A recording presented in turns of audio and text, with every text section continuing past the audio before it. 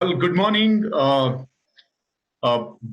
my name is Javed Beg, and let me, take you through my a brief of myself.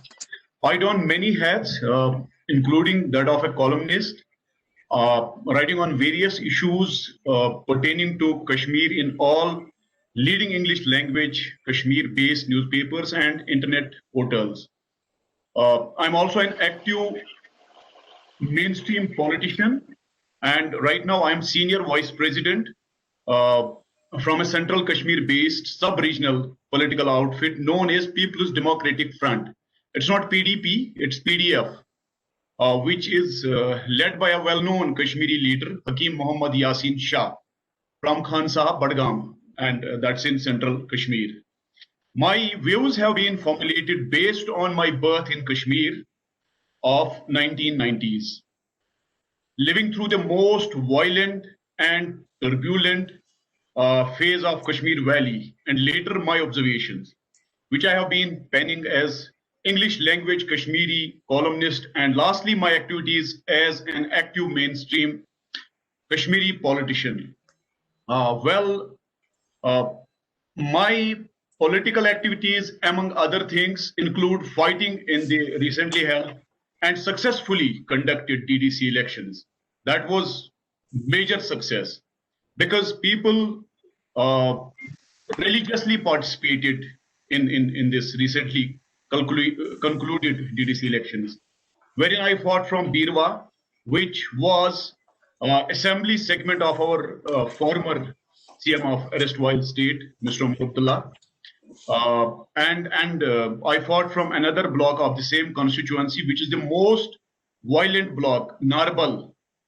Narbal is the gateway to Gulmarg and Birwa constituency, wherein one very unfortunate incident happened in 2018 when a tourist from Tamil Nadu was killed by stone pelters. Uh, Let me take you through this PDF. Please note that PDF is different from Mehbooba Mufti's PDP because most of the people they think it is PDP. Even though I did not win the seat, but I managed a lot of votes, electoral support, and love of the people. My voters were mainly youngsters and first-time voters. This is the feedback I got from different intelligence agencies, and that was my understanding. And it was my first grassroots level election. Now coming to the topic which is given to me, impact of Pakistan's proxy war on the society of JNK, especially Kashmir Valley. I would like to begin with emphasizing the fact that Pakistan's Kashmir policy to great extent derives its ideological inspiration from the fact that Pakistan and its you can hear me? My internet might be a little slow. Yes, we can hear you, sir. Am I audible to We everybody? can hear you, sir. Okay. So this ideological inspiration, from the fact that Pakistan and its Punjabi Sunni Muslim, let me quote this, Punjab's Sunni Muslim dominated army and intelligence, ISI, continues to view Hindus and Muslims as two different qaums. They propagate this view that Muslims of the world are one unified religious and cultural group of Ummah. This discredited two nations theory does not take into account cultural, ethnic, and linguistic differences among Muslims and considers them as a single ethnic group. Then, if it was the way ISI has been projecting it in Kashmir, then Kashmiri Muslims wouldn't have been hating Muslims of India. As a Kashmiri Muslim, I was taught this thing in madrasa, in school, that we as Muslims are different from that of the Muslims of rest of the country. They are different. We have been taught that our links with Pakistan, Afghanistan, Iran, Arab are more than the that of Indian Muslims. So this is a very important point where we all miss. Let's take you through the impact of proxy war on society of JNK. There is a question, because I want to give the answers to those questions through my description, through the details I have prepared. The first question was, what has been Pakistan's strategy to damage the spirit of Kashmiriyat and radicalize people? So my understanding through my research on grassroots in the society, because I was born in Kashmir, I have studied in Kashmir, and I have done my research in Kashmir. Now I am doing my political or socio-political activities in Kashmir. So Pakistan and its Punjabi Sunni Muslim dominated. Again, I'll take you through this a little bit description of the question. Again, Sunni Muslim dominated army and intelligence continues to view Hindus and Muslims as a two different qaums. They propagate this. So a Kashmiri Muslim is ethnically and culturally close to a Kashmiri Hindu. If we go by the facts of last 2000-year history, a Kashmiri Muslim is more closer to a Kashmiri Hindu, a Kashmiri Pandit, than a Pakistani Muslim or a Muslim of any other country in the world. He does not even share a close culture with a Gujjar or Bakarwal Muslim, or a Ladakhi Muslim, or a Pahari Muslim from Jammu. But the two nations theory imposes this false notion that a Kashmiri Muslim is ethnically close to a Punjabi Muslim of Pakistan, or an Arab Muslim of Saudi Arabia, while he shares nothing with a Kashmiri Hindu Pandit. This has been Pakistan's strategy to brainwash Kashmiri Muslim in believing in the sad two nations theory. They forced, the forced exodus of Kashmiri Hindu Pandits was part of this plan of Pakistan's Sunni Punjabi army and intelligence agencies to break this Pandit Muslim Kashmiri bond and convince Kashmiri Muslim that he has nothing in common with Kashmiri Pandit. This was the most, if we go by the history of Kashmir, this was the most unfortunate phase of Kashmiri history. We, even I was taught this in a school, in a madrasa when I was young, that Kashmiri Pandits, if you wake up in the morning and if you go into a mosque, if you look at a Kashmiri Pandit, you find tilak on his head, you have to go for ablution. Your, ablution breaks and you have to again go for an ablution. I hope Mr. Ashok Ban, knows this very well. We were taught this in institutions, madrasas, schools, that you cannot look at a temple. So this is my understanding, and this is clearly what we were taught through institutions.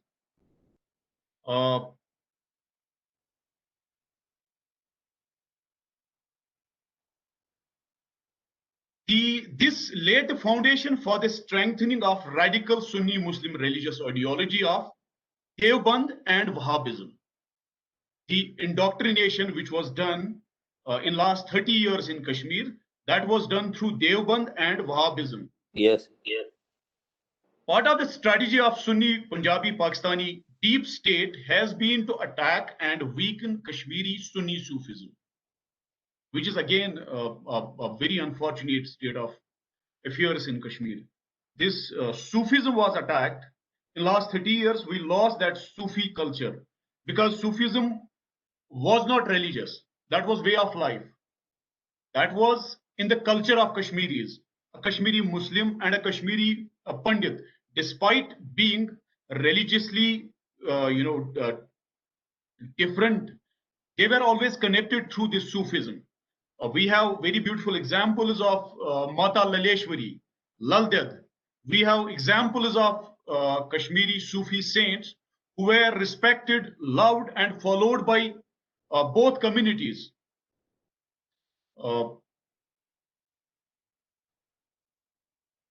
this Sufism, which is closely linked with Kashmiri Hindu Shaivism. Kashmiri Sufism is a distinct branch of Sufism, which is also called Rishiism. Kashmiri Sufism is different from that of the Sufism in our country or Central Asia. Our Sufism is different because our Sufism is called Rishiism. That was attacked through different means. This Sufism was attacked. If we go by the brief history of this Kashmir conflict since 1987, more than anybody, it was Sufism, Sufi people who were badly affected. This ISPR's strategy, to my understanding, has always been to weaken Kashmiri culture, to weaken Kashmiri Sufism, which is Rishiism. That's how they are able to indoctrinate the Kashmiri youth, because Kashmiri youth, as of now, they don't believe in Kashmiri culture. They think they have been made to believe that Kashmiri culture is that of Hindus, it is that of Kafirs, non-believers. So we have to cultivate a different kind of culture. That culture is nothing but Wahhabism, radicalism, and extremism.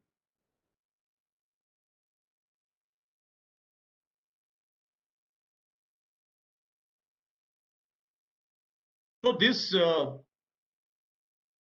Kashmiri culture, which we call Rishiism, which has evolved due to amalgamation of moderate and mystical Sufi, that they were Sunni Sufi, mystical Sunni Sufi, Islamic principles with Kashmiri Buddhist and Kashmiri Hindu Shaivism. So this was the amalgamation of Kashmiri Buddhism, then Kashmiri Shaivism, and Kashmiri Sunni Sufism. This Rishiism, which was cultivated. And therefore, in order to break this bond of Kashmiriyat, this is the Kashmiriyat. Usually we mistake Kashmiriyat. This Kashmiriyat word was misinterpreted by politicians. I keep saying this: in Kashmir, it is the messenger which is more important than the message. In Kashmir, Kashmiri psyche, a messenger is more important than the message itself. So this Kashmiriyat word has been misinterpreted by certain messengers, I must say politicians. That's why the essence of this word was lost. So Pakistan encouraged this belief among the younger generation of Kashmiri Muslims that they have nothing in common with Hindus, including that of Kashmiri Pandits, and that Kashmiri Sufi Muslim practices are impure form of Islam. The practices Kashmiri Muslims were practicing, they were taught that they are impure. They goes against the very basic and fundamentals of Islam. So it was during my schooling in both government schools, private schools, and madrasas. It's not only madrasas, but I was taught this thing even in government schools. This has strengthened anti-Hindu, anti-Indian feelings among younger Kashmiri Muslims and also radicalized them towards more extremist Sunni religious ideologies of Deoband and Ahle Hadith, that is Wahhabism. So Kashmiri Sufi clans, or we call that silsilas, Kashmiri Sufi silsilas, were mostly with the rest of our country. If we talk about Silsila Chishti, Chishti is from our country, but in Kashmir it was broken. Even that Silsila was broken. That was redefined. The Kashmiri Sufism was redefined in last 30 years, that there is no links with rest of our country. To break the links, the historical links we have with mainland India, they were broken, and even this Sufism was linked to Central Asia. Now let's talk about second the part of my debate. The terror ecosystem created by Pakistan has utilized the existence of the presence of Jamaat-e-Islami ideology among a small section of educated Kashmiri Sunni Muslims. Jamaat-e-Islami is a moderate version of Deoband and Ahle Hadith.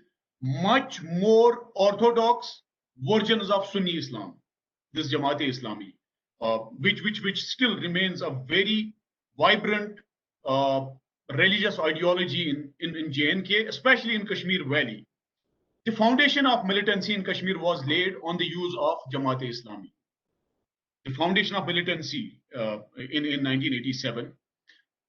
It was Jamaat-e-Islami ideology in Kashmir Valley. Kashmir Valley's most prominent and powerful terror militant organization, and which still remains, is Hizbul Mujahideen, draws its religious Islamic ideological inspiration from Jamaat-e-Islami, Deobandi school of thought. Many of the prominent ideologies, or we can say ideologues, and initial militant recruit to militancy also came from Jamaat-e-Islami families. It is interesting to note that while the militancy initially was started in Kashmir Valley by JKLF, a supposedly secular militant outfit, but when Pakistan decided to take control of the militancy in Kashmir in its own hands, it created Hizbul Mujahideen and drafted its religious ideology, which is very important and very powerful ideology for a Kashmiri as per the psychological inclination of Kashmiris, be it a Kashmiri Muslim or a Kashmiri Hindu. Our psyche is more influenced by religious ideologies than political ideologies. So, it created Hizbul Mujahideen and drafted its religious ideology from Deoband and Jamaat textbooks. This is the ideology which also fuels Taliban fighters in Afghanistan. Therefore, in the terror ecosystem created by Pakistan, presence of Jamaat-e-Islami leaning Kashmiri Sunni families formed its support pillars both in militancy as well as politically, like that of Sayyid Ali Shah Gilani of Hurriyat Conference. Currently, and after nearly 3 decades of Pakistan-sponsored militancy in Kashmir Valley, the terror ecosystem at its peak is the commanding headquarters in Rawalpindi, operating headquarters in Muzaffarabad in Pakistan, occupied Kashmir, and ground network in Kashmir Valley and Muslim-dominated areas of Jammu region. Within Kashmir Valley, there is a so-called political front of terror in the form of now nearly defunct Hurriyat Conference and a trio of Hizbul, Lashkar, and Jaish. These are three outfits, militant organizations. While Hizbul is more Kashmiri Sunni Muslim oriented, Jaish and Lashkar are more Pakistani Punjabi Sunni Muslim oriented. There are also talks of the rebranding of Hizbul and Lashkar and Al Badr as newly created TRF, the Resistance Front. Due to recent proactive actions taken by NIA against both the funding of terror operations in Kashmir Valley through Hawala operations and imprisonment of Hurriyat leaders, there has been a considerable dent in the operating capacity of militant organizations on ground. But having said that, the overwhelming dominant sentiment among Kashmiri Sunni, Kashmiri Sunni Muslims, and a substantial section of Gujjar and Bakarwal Muslims and Ladakhi Muslims continues to be both anti-Hindu and anti-Indian. Let's go to the next topic. How has Pakistan's ploy impacted the psychology of Kashmiri society? There comes the point. Psychology. We have been very successful in our kinetic operations, but still the problem remains the same. If we go by the figures of last 10 years, there were 200 odd militants in 2010, 200 odd militants operating across Kashmir Valley in 2011, some 300 odd militants in 2013, then again 200 odd militants in 2014.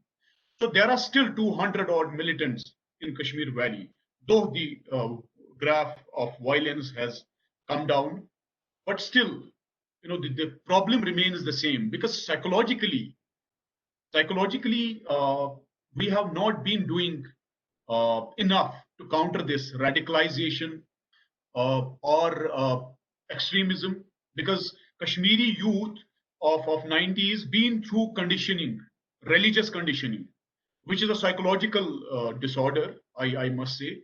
So we need to decondition them through psychological processes, but through religious means only. Because this Mazhabi Junoon in a Kashmiri is uh, compelling him, provoking him, motivating him to take these extreme steps. Uh, well, Pakistan's ploy has literally brainwashed an entire generation of Kashmiri Muslims, uh, mostly Sunnis, which has had tremendous impact on the way Kashmiri Muslims now think of the world. Sunni radical Islamization, or I call it Arabization or Pakistanization. This Islamization is not that of Islam. In Kashmir, Islam is no more a religion, it's a mindset now. Even in Pakistan, it's no more the religion, it's a mindset.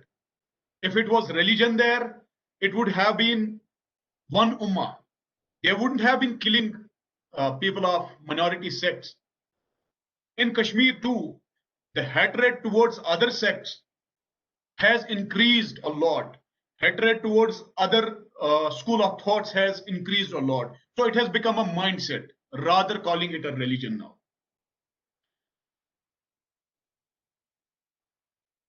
So this radicalization, Islamization, Pakistanization, or Arabization, which has had tremendous impact on the Kashmiri Muslims now, they think of work. Sunni radical Islamization is almost complete, to the extent that anything which is even remotely associated with Hinduism and India is now frowned upon.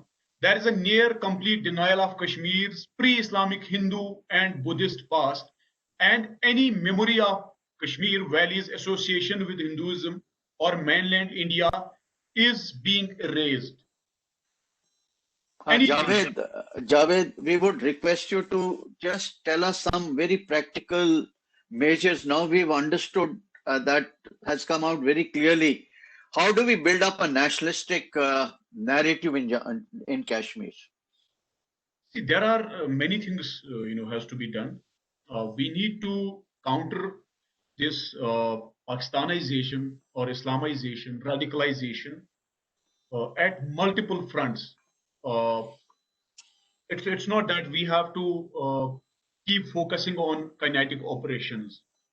Kinetic operations is okay, good to an extent, but Kashmir society has to be addressed, and we have to find links through historical perspectives, through cultural perspectives, through socio-religious perspectives, through political perspectives also, and through psychological perspectives.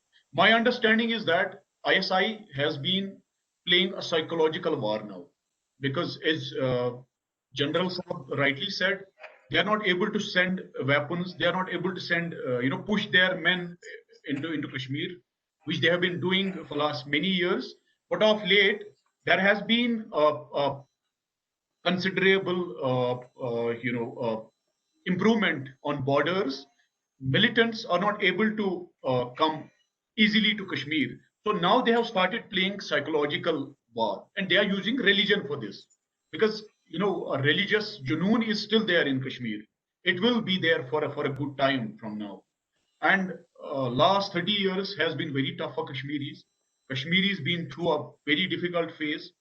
Uh, Emotionally, Kashmiris have become very weak. The emotional part also comes here. Uh, I think, whatever I said, linked with the above mentioned points, a strong nationalistic or pro-Indian narrative can be built up only if the radical Sunni Islamic militant come jihadist mentality of a typical Kashmiri Sunni Muslim change or is neutralized. We need to neutralize this mindset.